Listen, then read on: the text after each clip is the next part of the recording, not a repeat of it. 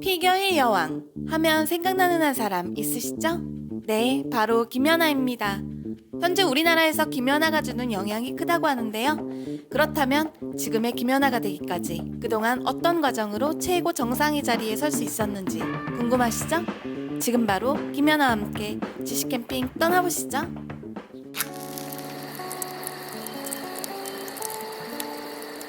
구독자 여러분 안녕하세요. 지식캠핑입니다. 김연아가 처음 피겨스케이팅에 관심을 갖게 된 건 바로 1996년 김연아 선수가 7살 때라고 해요. 이날 김연아 선수는 부모님과 가천 스케이트장으로 나들이를 갔다가 스케이트를 처음으로 접했다고 하는데요. 이후 스케이트의 매력에 푹 빠져 수강 등록하여 본격적으로 배워보기 시작했대요.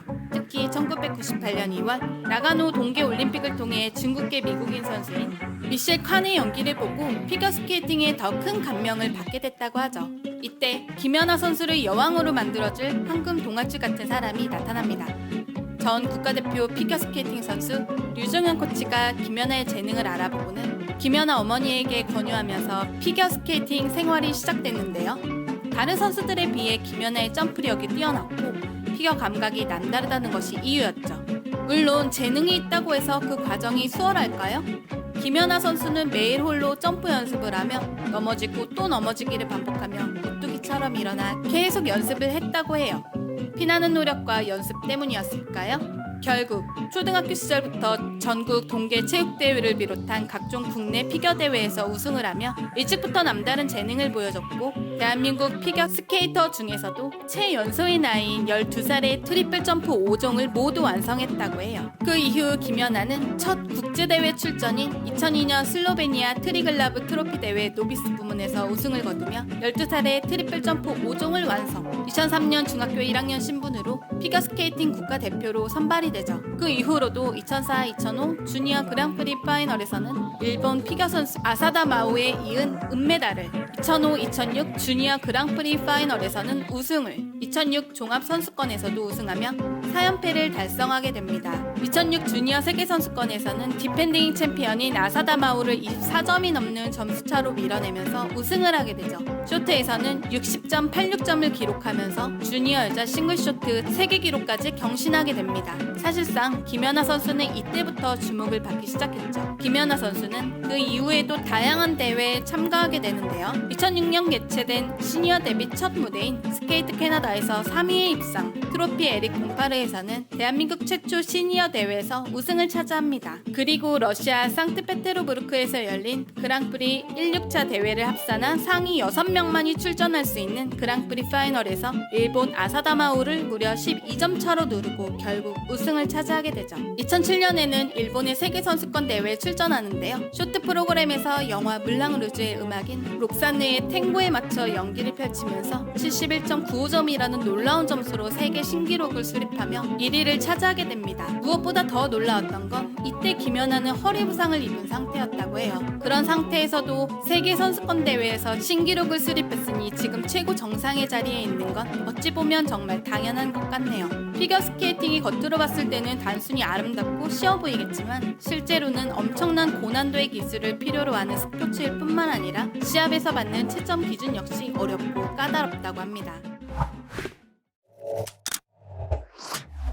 그리고 김연아와 피겨스케이팅에서 빼놓을 수 없는 게 있다면 바로 음악인데요. 데이비드 윌슨이라고 하는 안무가를 만나면서 김연아 선수만의 감정을 조절하고 표현해낼 수 있도록 적절하게 잘 조화시켜 주었다고 해요. 2009년에는 미국 로스앤젤레스에서 개최했던 2009 세계선수권대회 쇼트 프로그램에서 모든 점프를 성공하고 스핀과 스파이럴에서 레벨 4, 스텝 레벨 3 가산점 1등을 받으면서 76.12점이라는 사상 유례없는 높은 점수를 받았는데요. 이로써 4대6 선수권 대회에서 자신이 세운 세계 기록을 다시 한번 더 경신하게 됩니다. 이날 열렸던 쇼트 프로그램에서 여자 선수 최초로 구성 점수 8점대를 받는 쾌거까지 이루었고 여자 싱글 선수 사상 최초 200점을 넘었다고 해요. 앞서 미셸 칸이 김연아 선수의 롤 모델이었다고 말씀드렸는데요. 김연아 선수는 이날 미셸 칸의 기립박수는 물론이고 직접 만나는 자리까지 갖게 되죠. 김연아의 인기는 이뿐만이 아니었습니다. 당시 일본에서는 얼음 폭풍 프로젝트를 기획하면서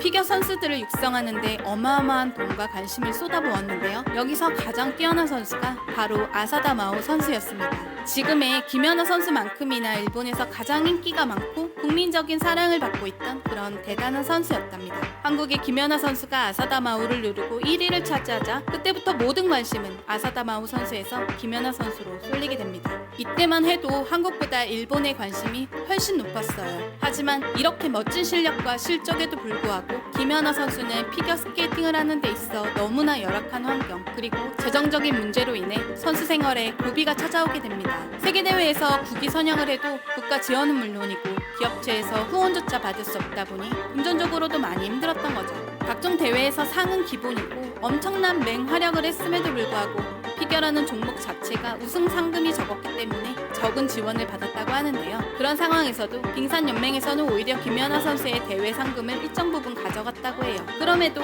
이러한 모든 현실적 악조건을 감내하고 오로지 연습과 훈련에만 더 집중을 합니다. 좋지 못한 환경에서도 열심히 연습 또 연습을 반복하다 보니 마침내 2010년 밴쿠버 동계올림픽에서 기술 점수 44.70점, 구성 점수 33.80점, 합계 78.50점으로 다시 한 번 더 세계 기록을 갱신하게 되고 결국 슈트 1위를 기록하게 됩니다. 프리스케이팅에서도 완벽한 연기를 펼치며 기술 점수 78.30점, 구성 점수 71.76점, 합계 150.06점을 기록하고 총점 228.56점으로 세계 최고 기록을 수립하며 금메달을 손에 넣게 되죠. 이때 김연아는 본인이 기존에 보유하고 있던 쇼트, 프리 기술 점수 그리고 예술 점수까지 세계 최고 기록을 남겼다고 해요. 2010 밴쿠버 올림픽 피겨스케이팅 부문 금메달을 획득하고 대한민국 피겨스케이팅 사상 최초 올림픽 메달리스트가 되었고 세계는 김연아 선수를 극찬합니다. 그 이후에도 실력의 연습까지 거듭하여 2010, 2011년 두 차례 세계선수권 대회에 참가하여 은메달을 획득하고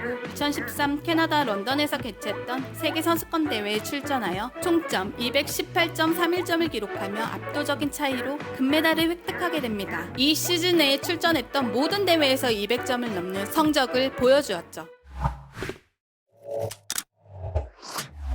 그리고 참 찝찝한 그런 하나의 사례를 마주하게 됩니다. 당시 김연아 선수는 세계 언론들이 모두 피겨스케이팅 사상 가장 의문스러운 판정이었다고 하는 2014 소치 동계올림픽에 참여하게 됩니다. 피겨스케이팅 그리고 김연아 선수에 대해 관심을 갖고 있던 국민이라면 모두 다 알고 계실 텐데요. 바로 소트니코바에게 금메달을 뺏긴 것으로 유명한 올림픽이었죠. 단 한 번의 실수 없이 연기를 마쳤음에도 불구하고 감점 요인에 해당하는 실수를 여러 차례 저질렀음에도 소트니코바와 점수가 불과 0.11점밖에 차이가 나지 않았다고 하는데요. 이날 채점에 참여한 심사위원 중 하나가 김연아 선수의 점수 평균을 낮추기 위해 0점을 주기까지 했다고 합니다. 그 때문에 전 세계적으로 편파 판정이라는 논란이 일었고 해당 논란이 된 소트니코바 선수는 2014 세계선수권 포함 모든 국제대회에 불참하고 부상을 핑계로 2020년 은퇴했다고 하네요. 아쉽게도 김연아 선수는 금메달급 멋진 연기를 보였음에도 판정 논란으로 인해 은메달을 손에 거머쥐고